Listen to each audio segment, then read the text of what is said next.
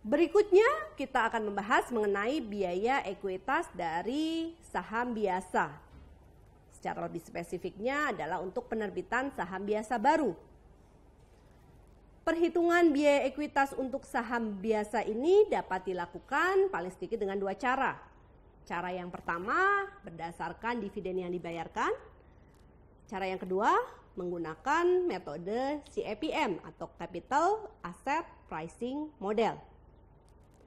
Indonesian, mari kita kupas model perhitungan biaya ekuitas saham biasa menggunakan model dividen. Perhitungan biaya ekuitas dengan model dividen tentu saja hanya bisa dilakukan untuk perusahaan yang membagikan dividen. Sementara untuk perusahaan yang tidak membagikan dividen dapat menggunakan metode CAPM. Nah, konsep perhitungan biaya ekuitas dengan model dividen ini sebenarnya didasarkan pada pemikiran bahwa harga saham yang diperdagangkan saat ini mencerminkan nilai saat ini atau present value dari seluruh dividen yang dibayarkan di masa depan. Berikut ini adalah formula atau rumus untuk menghitung biaya ekuitas saham biasa dengan model dividen.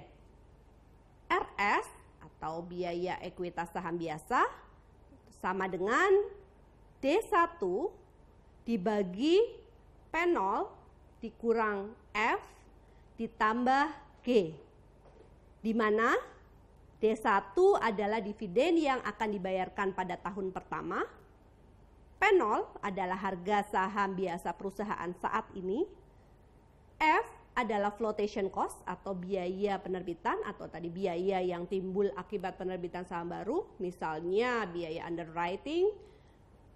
Nah, ini hanya digunakan untuk perusahaan-perusahaan yang menerbitkan saham baru.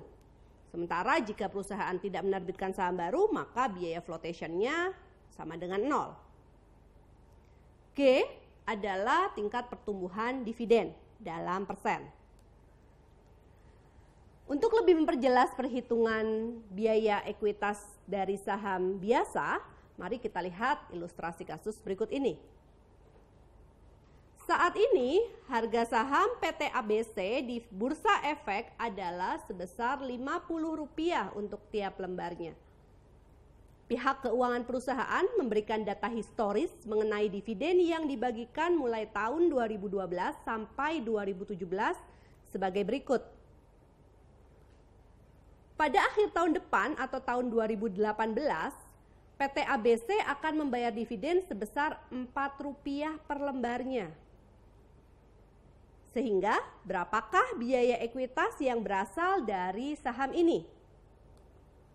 Mari kita hitung dengan menggunakan formula yang telah saya sebutkan sebelumnya.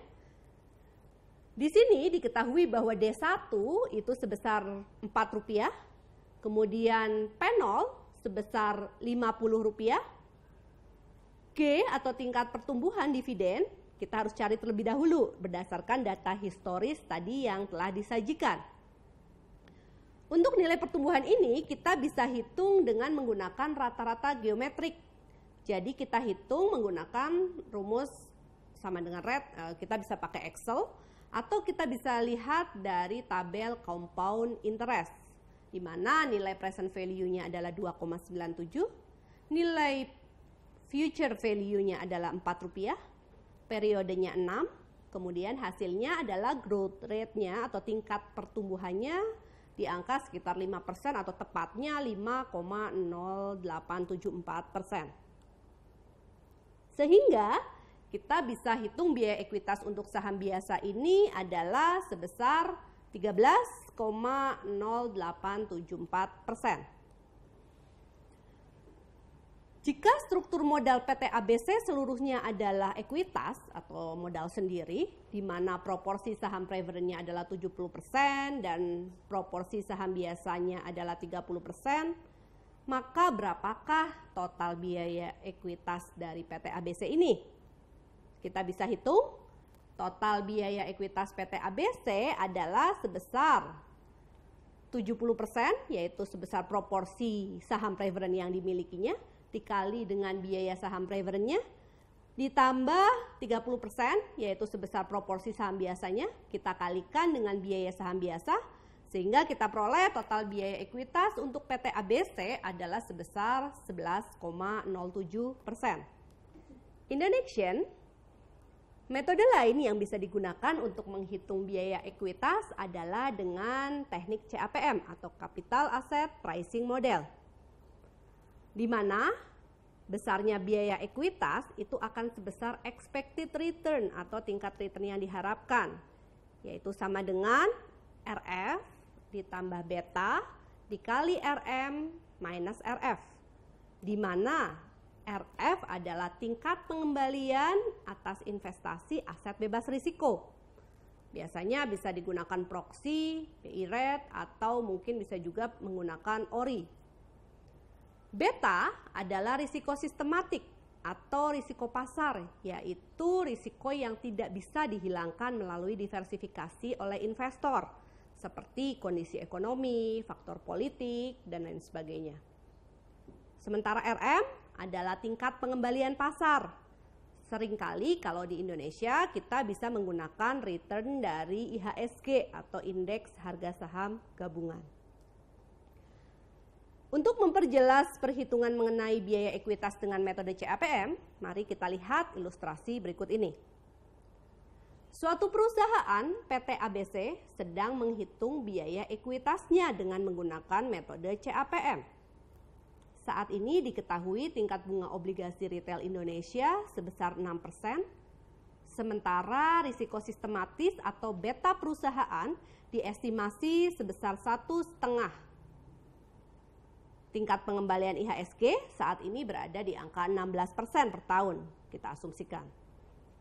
Jadi, berapakah biaya ekuitas dari PT ABC dengan menggunakan metode CAPM?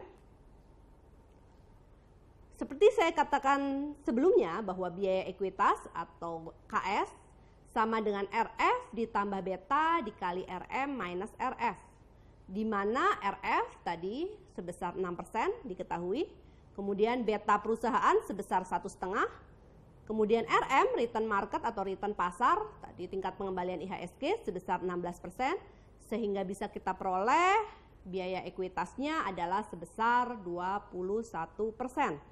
Indonesian, demikianlah pembelajaran mengenai biaya modal yang dapat saya sampaikan.